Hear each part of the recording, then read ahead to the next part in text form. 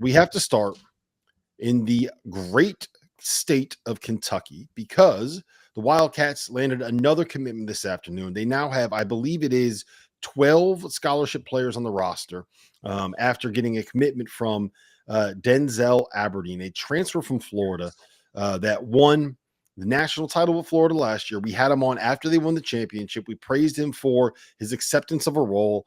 And I believe it was Friday, he put his name in the portal.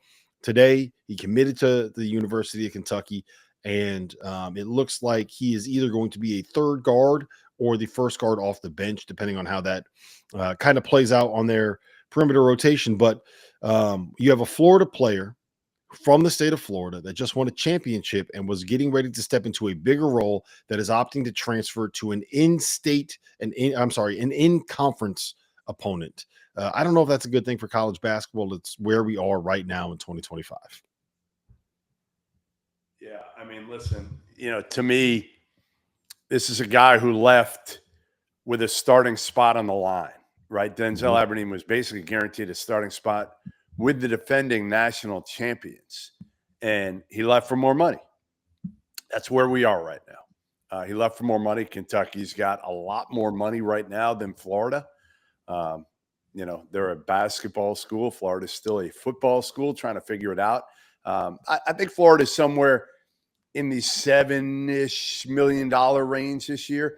I think Kentucky could be number one. I mean, it could be BYU, Kentucky at the end of the day that are number 1 and 2 at upwards of $12 million for an NIL payroll. So they're going to have a good roster, but you look at it and you're like, okay, Aberdeen, where are you fitting in here? Because, yeah, you could have gotten 30, 35 minutes of Florida. Now you're going to fight to get 20, 25 maybe at Kentucky because last I checked, Otega-Owe will likely be back, right?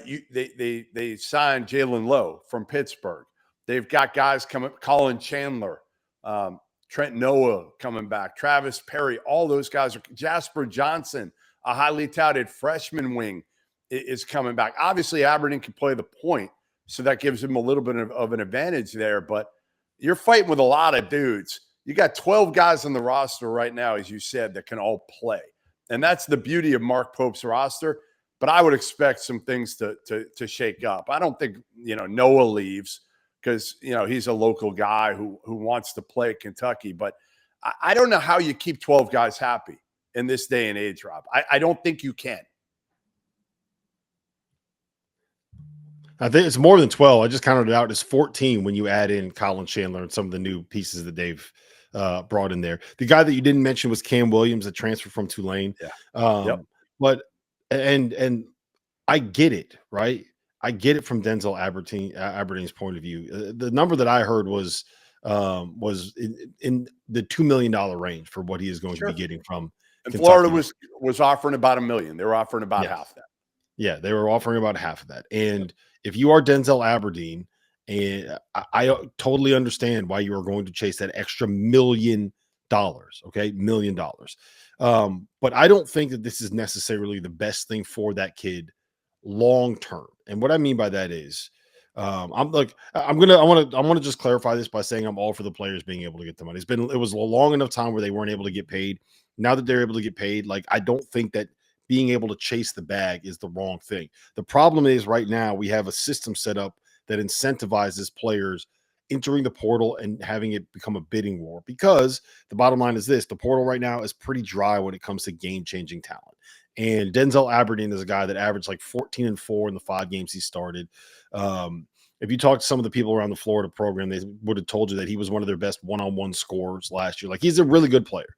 I don't know if he's going to step in immediately and start at Kentucky with Jalen Lowe and Otega-Owe there, but he might be able to play in the backcourt with the two of them and Otega-Owe at the 3. That could be something that happens. And I get it. For the amount of money that he's getting, I think that you probably have to go. But the problem is right now we have a system that incentivizes leaving. And what you're leaving behind when you're Aberdeen is an opportunity to, 1, step into a starting role as the defending national champions. 2, go play for your home state school, right? And be able to build a legacy there, right? You're at Kentucky, you're just going to be, in the words of Lamar Wilkerson, another guy in the pipeline of great players that have come through Kentucky. When you're at Florida, you have the opportunity to be a guy that goes back to back like Joakim Noah, like Al Horford, like Torian Green, right? And those guys are still legends around that program and get a lot of things that come to them because of the fact that they are Florida Gators through and through. And passing up the opportunity to be like an all-time Florida Gator, an all-time player at a specific program is something that I think a lot of these guys are going to end up missing in the long term, right? Yes, you're getting the bag right now, but the problem is like you're going to have opportunities that come with being associated with a program that is not something that I think people can. You can't quantitate that just by the amount of money that you're making, and I think there's got to be a way, and there's got to be a system, and there's got to be a setup that allows the incentive to be coming back to the same program, that creates an incentive for retention. I don't know if that's conferences contributing to the pot that players get. I don't know if that's schools contributing to the pot that players get, but there's got to be a way to be able to allow these schools to incentivize retention, basically, and to have it be more worthwhile for the players to go back to the program that they were at than it is to enter the portal and have it be a bidding war every single year. Because it's just not like this is just not something that's going to be sustainable in the long run.